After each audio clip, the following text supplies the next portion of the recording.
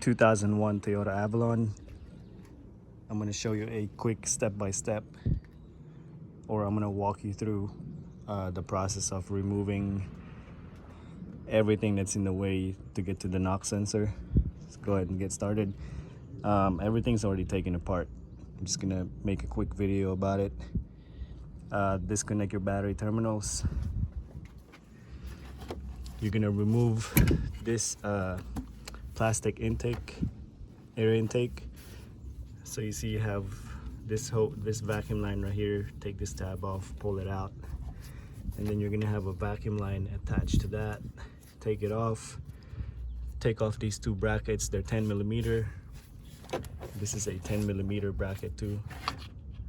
Wiggle it out and then it'll come out like this. Okay, once you do that, if you go back here, see that bracket right here? That's gonna have a 14 millimeter bolt. It looks like this. Take that off. Once you take that off, come up here and you got these two vacuum lines right here. Take that vacuum line out. Now once you have that, you're gonna have 1, 2, at the bottom 3, I believe they are 12 millimeter bolts or nut right here.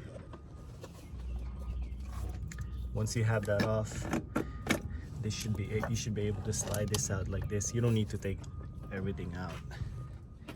We just want to disconnect it from the upper intake. Now we're gonna go ahead.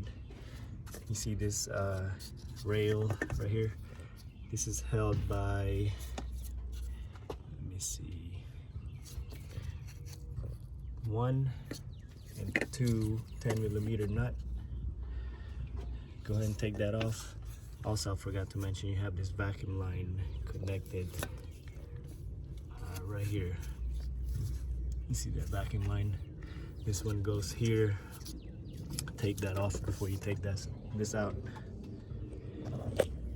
Go ahead and remove the 10 millimeter nut, and you should be able to just kind of tuck it in like this, and then you'll have that vacuum line right here. Go ahead and take this vacuum line out so you can tuck this back. So I just tied it with something. So we're just gonna tie it up like that. We just want it to be out of the way. Now, this little diagnostic thingy, pry that out. You see that tab? Okay. Then tuck it in on the side. And then you have these two wiring harness are right here. It sits like that. And I believe it's got a 12 millimeter nut. Take that nut off and take these two wires off. Okay, now that you have that off, this is the fun part right here. You see this bracket right here? This is holding the intake, the upper intake. And it's got a 14 millimeter nut that sits, I don't know if you guys can see it, right here, just below this line right here. So the way that I did it is get a ratchet like this, and I squeezed it right in between this, or if you can come from the side, and I was able to see how I have it set up. I was able to slide it in like this, and then I slowly remove that 14 millimeter bolt. Okay,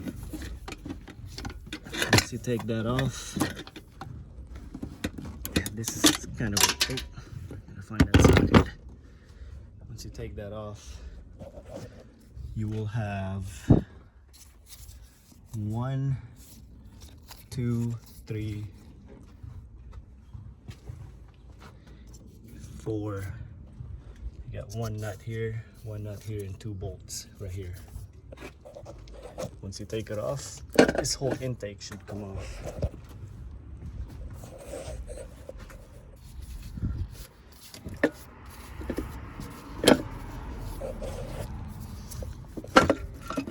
Okay.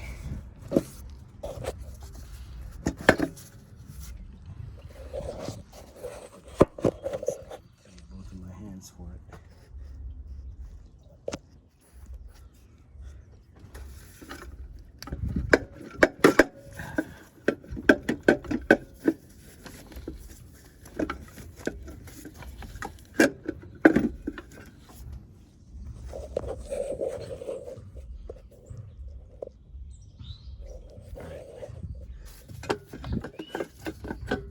We can tuck this in like that. You get a vacuum line right here, and then you got a connector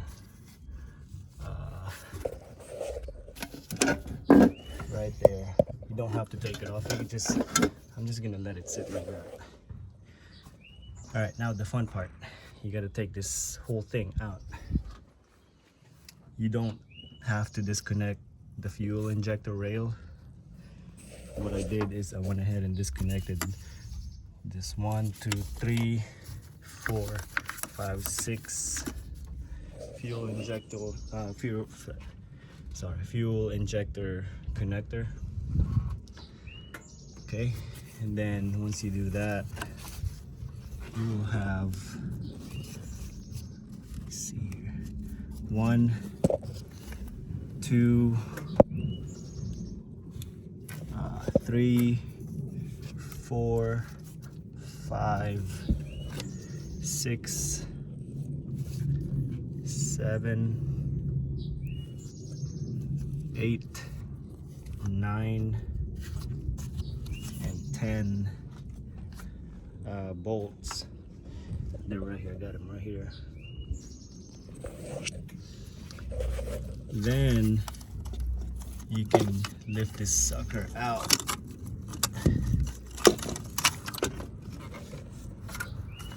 See, once you lift it up, we can now see where the knock sensor is at.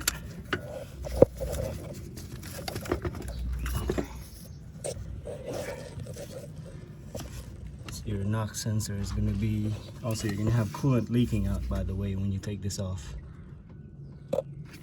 Your knock sensor is going to be right here, and the other one is going to be right here. The best way is to just take this hose off.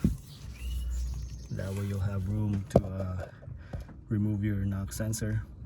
You know, disconnect the wiring harness 1 and 2, and then find the right socket that'll fit that. That's it. This video helped you, please subscribe. Got any questions, comment below. Thanks for watching.